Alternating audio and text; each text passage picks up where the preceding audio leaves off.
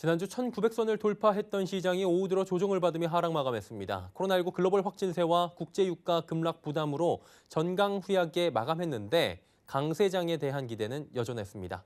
주간 증시 전망, 금일 시황 정리해드린 뒤에 취재 기자와 함께 자세히 이야기 나눠봅니다. 전강 후약 장세를 보인 코스피는 0.84% 하락한 1898.36포인트의 거래를 마감했고 코스닥은 상승폭을 줄이며 0.48% 오른 637.82포인트의 거래를 마쳤습니다. 거래소는 개인이 9,581억 원의 대량 매수에 나섰지만 기관과 외국인이 각각 4,852억 원, 4,948억 원씩 매도하며 하락장을 만들었고 코스닥 역시 개인이 1,380억 원을 샀지만 기관과 외국인의 1,043억 원, 261억 원 매도에 상승폭을 줄였습니다. 지난주 상승을 주도했던 코스피 시가총액 상위 전기전자, 운송장비 업종이 소폭 조정을 받았습니다. 하지만 네이버와 카카오 등의 인터넷 관련 업종과 통신주 등이 상승하며 지수를 방어했습니다. 코스닥 역시 시가총액 상위 종목들 희비가 엇갈렸습니다. 대다수가 조정을 받은 가운데 코로나19 관련 종목인 시젠 등이 큰 폭의 상승을 이어갔고 메디톡스의 주력 제품인 메디톡신 판매 처분 금지 소식이 전해지며 반사 이익 기대감에 휴젤이 급등 마감했습니다. 미국 식품의약국 FDA는 홈페이지에 오상헬스케어가 제출한 코로나19 진단키트 긴급 사용 신청을 승인했다는 소식에 오상자이엘이 상한가에 직행했고 시젠 등 지난주 조정을 받았던 진단시약 관련 종목들의 움직임도 활발했습니다. 서울경제TV 서정덕입니다. 네, 증권부 양한나 기자와 이야기 더 나눠보도록 하겠습니다. 양 기자 안녕하세요. 네, 안녕하세요. 네, 미국 제약회사 길리어드에서 렘데시비르 관련 소식이 코로나19 치료에 효과적이었다라는 얘기가 전해졌어요.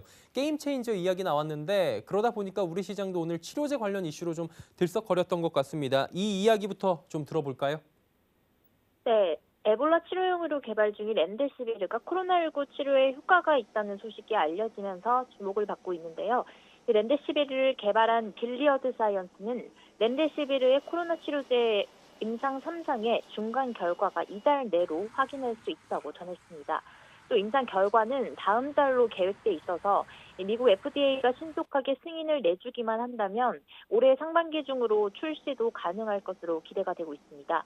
또 오늘 박능우 보건복지부 장관이 렘데시비르의 국내 임상이 다음 달 중으로 진행될 수 있을 것이라고 밝히면서 오늘 시장에서는 이 렘데시비르 관련주로 꼽히는 파미셀이 강세를 보였습니다. 파미셀은 오늘 상한가를 기록하며 거래를 마쳤습니다. 네, 그리고 코로나19로 움츠려들었던 경제활동 재개 가능성도 계속 이야기가 나오고 있는 것 같은데요. 트럼프 대통령 같은 경우에는 단계별 거리 두기를 완화한다 가이드라인 발표를 했고요. 우리나라도 지금 사회적 거리 두기 단계적 완화하고 있다라는 소식 들었잖아요. 이 이야기도 좀 들어볼까요?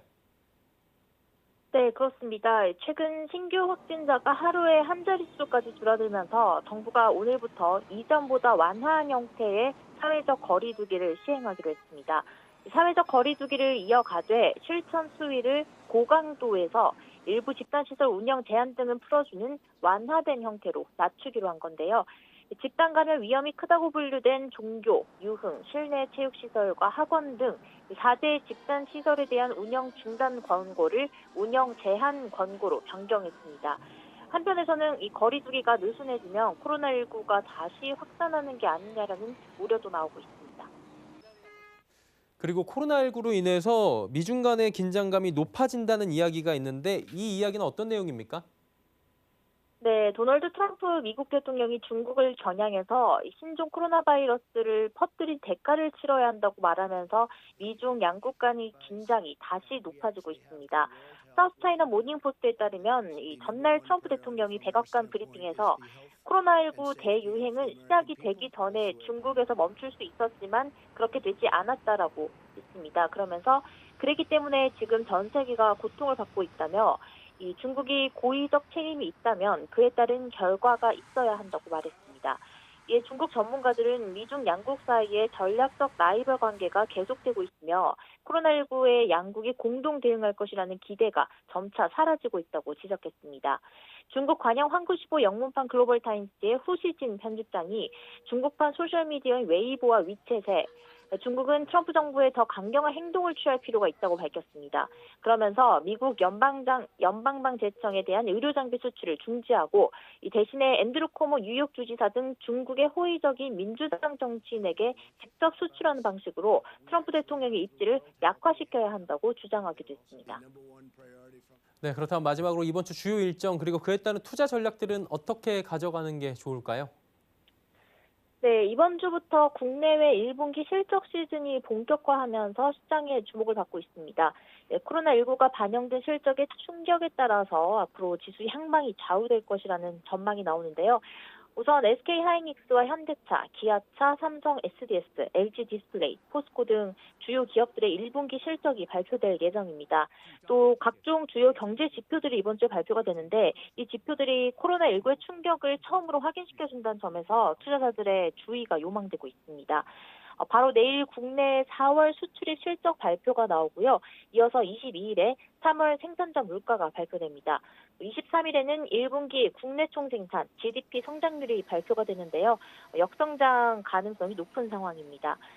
김영구 하나금융투자연구원은 이번 1분기 실적 시즌은 코로나19 바이러스 전 세계 대창궐과 관련한 증시 펀더멘탈의 타격 정도를 가늠하는 첫 번째 이벤트라고 강조했습니다.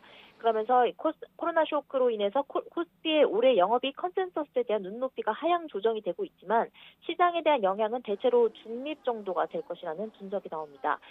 김연구원은 반도체와 유틸리티, 통신과 바이오, 음식료 등 실적 안전지대 업종을 대안으로 한 박스권 순환매 트레이딩이 지속될 것이라고 거기에 투자에 초점을 맞춰야 한다고 조언했습니다. 김병현 NH투자증권 글로벌 투자전략팀장은 항공업종의 실적이 대폭 둔화할 것으로 보이는 가운데 여행이나 숙박, 화장품, 면세업종은 코로나19가 완전히 종식이 돼야 수요가 확실하게 나타날 것이라고 밝혔습니다. 그러면서 언택트 IT 서비스와 클라우드, 신유통 등에는 꾸준한 관심을 가질 필요가 있다고 분석했습니다. 네, 주간 증시 전망 증권부 양한나 기자와 함께했습니다. 고맙습니다. 네, 감사합니다.